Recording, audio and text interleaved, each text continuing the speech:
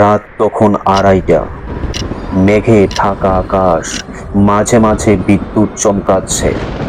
রিয়া এক ঘরে পড়াশোনা করছিল। পরের দিন ওর পরীক্ষা, তাই চোখে ঘুম নেই। হঠাৎ জানালার পাশে ঠক ঠক আওয়াজ। ও ভেবেছিল বাতাসে জানালা লেগে গেছে।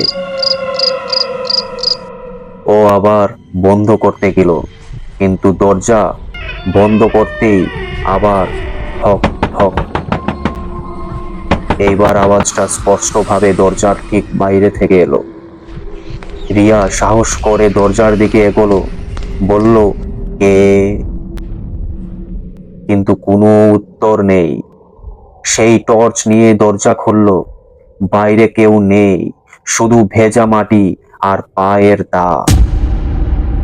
কিন্তু সেই দাগগুলো দরজার ভিতর দিকে ঢুকতে দেখছে রিয়া। তখন রিয়ার বুক ধড়ফড় করতে লাগলো। সে ঘুরে তাকালো। তার টেবিলের পাশে দাঁড়িয়ে আছে এক কালো ছায়া।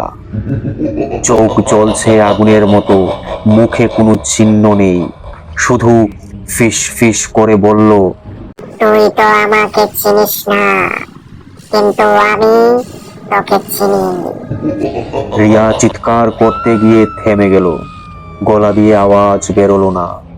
ছায়াটা ধীরে ধীরে তার দিকে এগিয়ে এলো, আর ঘরের বাতিটা এক ঝলকে নিভে গেল।